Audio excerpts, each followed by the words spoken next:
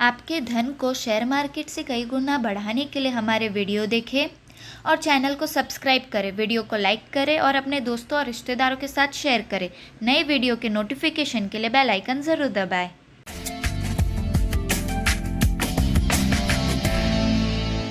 नमस्कार, एफएनओ की पाठशाला में आपका स्वागत है। मैं हूं मानसी दवे और वायदा बाजार की एबीसीडी लेकर आज फिर हाजिर हूं आप सबके बीच। दोस्तों, आपने एक कहावत तो सुनी होगी, कल करे सो आज कर, आज करे सो अब, पल में परलय होएगी, बहुरी करेगा कब। अरे वाह। तो टाइम की तो अपनी इंपॉर्टेंस होती है और एफएनओ की पाठशाला में अनिल जी आपने भी बार बार ये कहा है कि टाइम इज वेरी इंपॉर्टेंट। तो आज मैंने ऑप्शंस के मामले में, हाँ, ऑप्शंस के मामले में तो मैंने सोचा कि आज की क्लास में हम समय की कितनी अहमियत है वही सीख लेते हैं आपसे। तो ऑप्शंस के प्राइस पर टाइम का इम्पैक्ट क्या पड़ता है? एक्चुअली देखिए, एक कहावत है बाजार में कि बाजार में टाइमिंग के बजाय बाजार में टाइम देना ज्यादा ठीक है। मतलब आप टाइमिंग करते हो कि मुझे कब खरीदना है या कब बेचना है जी, एग्जैक्ट टाइम पे, कि आज ही खरीदूं, आज ही बेचूं या 7 दिन बाद, है ना जी, इस भाव में खरीदना या इस भाव में बेचना जी, उसको कहते हैं टाइमिंग।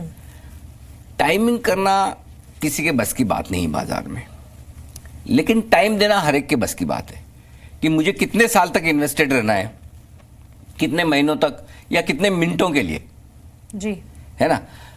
लेकिन ये बात किस पे लागू होती है? यह बात लागू होती है इन्वेस्टर्स पे। इन्वेस्टर्स के लिए क्या जरूरी है कि भाई देखिए, अगर आपको एक शेयर खरीदना है कोई HDFC 2000 रुपए में, अब आपको 2000 में खरीदना है, आपको पता है कि ये सालाना 20 या 25% की दर से कंपनी ग्रो करेगी, जी, ठीक है। तो फिर क्या फर्क पड़ता है आपने 2000 में खरीदा या 1900 में खरीदा या 2100 में खरीदा? उतना फर्क नहीं पड़ता, क्योंकि आप अगले 5-10 सालों के लिए शेयर खरीद रहे हैं। तो आप अगले 5-10 साल उसे होल्ड करेंगे या नहीं करेंगे, ये है टाइम। जी। और जहां टाइम इंपॉर्टेंट होता है वहां टाइमिंग इंपॉर्टेंट नहीं होती। ये बात हुई इन्वेस्टमेंट की। अब जब बात ट्रेडिंग की आती है और ऑप्शंस की आती है तो मानसी बिल्कुल उल्टा कर दीजिए। यहां सब कुछ इंपॉर्टेंस टाइमिंग की है। ठीक है। आप कब खरीद रही हैं वो बहुत इंपॉर्टेंट है। अच्छा, कितने वक्त तक रख रहे हैं वो नहीं, क्योंकि वक्त आप ज्यादा रखेंगी नहीं ना, ये इन्वेस्टमेंट तो है नहीं जी। भाई। फ्यूचर्स एंड ऑप्शंस में होता क्या है? या तो ट्रेडिंग जिसे स्पेकुलेशन कहते हैं, जी, या हेजिंग या आर्बिट्राज। 3 चीजें होती है, 3 से चौथी चीज कोई होती नहीं। करेक्ट। तो हम जो ज्यादा पोर्शन वॉल्यूम देखते हैं वो किसका है? ट्रेडर्स का, ट्रेडिंग का। और भले ही आप हेजिंग भी कर रहे हैं तो टाइमिंग की इंपॉर्टेंस बहुत हो जाती है।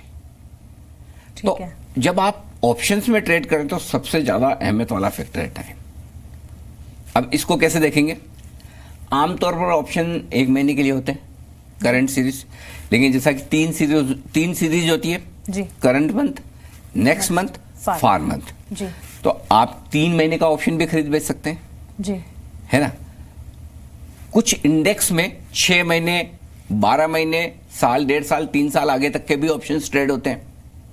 करेक्ट। तो जब आप ऑप्शन में प्राइस देखते हैं, प्रीमियम देखते हैं, ये फर्ज कीजिए कोई 1000 रुपए का शेयर है और उसके 1100 रुपए की स्ट्राइक प्राइस का ऑप्शन 20 रुपए भाव चल रहा है, जी। तो अब उस 20 रुपए के भाव में बहुत सारे कंपोनेंट होंगे जिससे मिलकर वो 20 रुपए का भाव बना। उसमें से टाइम वैल्यू एक है। ठीक है। जैसे जैसे आपका ऑप्शन एक्सपायरी के नजदीक पहुंचेगा वैसे वैसे उसकी टाइम वैल्यू कम होती जाएगी। आपने एक चीज नोटिस की, अब मैं प्रैक्टिकल समझाता हूं। आमतौर पर ऑप्शन का दाम कम होने लगता है उस महीने में जिस महीने में ऑप्शन एक्सपायर होता है।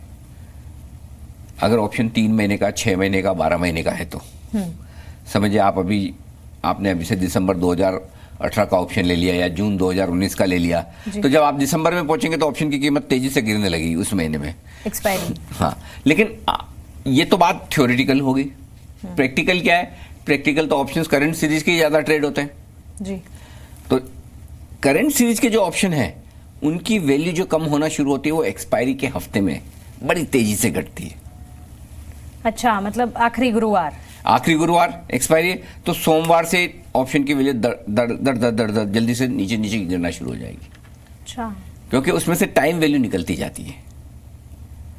ठीक है, जैसे एक्सपायरी करीब आ रही है, जैसे एक्सपायरी करीब आ रही है वैसे वैसे। इसीलिए आपने एक चीज नोटिस किया, प्रैक्टिकल बता रहा हूं,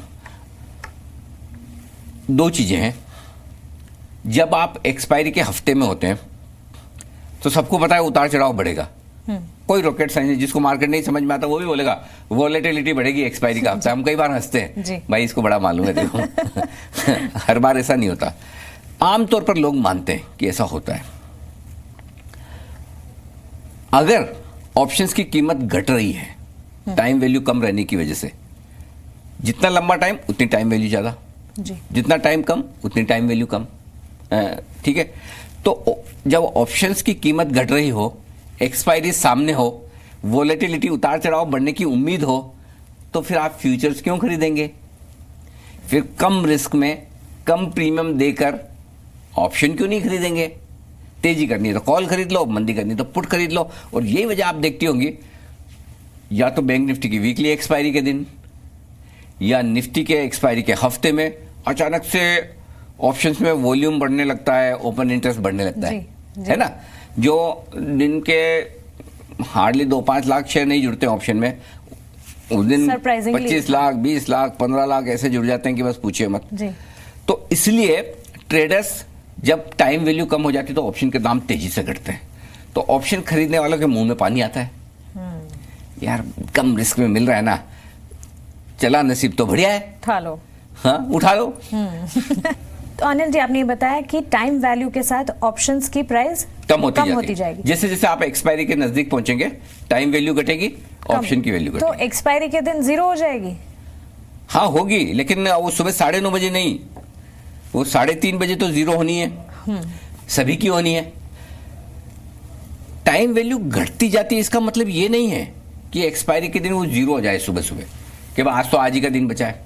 अच्छा। क्योंकि देखिए एक चीज समझिए, ऑप्शन का जो भाव है उसमें खाली कोई एक चीज नहीं है, टाइम वैल्यू उसमें से एक है, एक फैक्टर है। उसके अलावा वोलेटिलिटी की प्रीमियम होती है, वो हम आगे डिस्कस करेंगे। उसके अलावा ऑप्शन की इंट्रिंसिक वैल्यू होती है। Suppose in the money option आपने खरीदा हुआ है तो वो प्रॉफिट में तो है ही ना जी।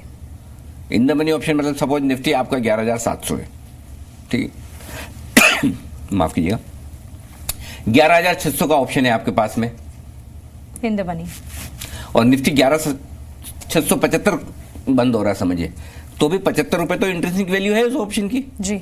तो जीरो तो सीरीज खत्म होने पे ही होगी, लेकिन आखिरी दिन टाइम वैल्यू नहीं के बराबर रह जाएगी। और वो ऑप्शन जो आउट ऑफ द मनी है वो जीरो हो जाएंगे, गल जाएंगे, जिसे कहते हैं कि out of the money option 11,700 की निफ्टी है, ठीक है, और आपने 11,800 11,900 के ऑप्शन ले रखे हैं, जीरो, अंडा। अच्छा, हाँ, तो मतलब लेकिन 11,600 का है और निफ्टी 11,700 या 11,675 कोई भी भाव में बनो तो उतनी आपकी इंट्रिंसिक वैल्यू वो रह जाएगी, जो क्लोज हुई strike price minus cash market की क्लोजिंग प्राइस, वो ऑप्शन की वैल्यू है 3:30 बजे, उतना पैसा आपको मिलेगा।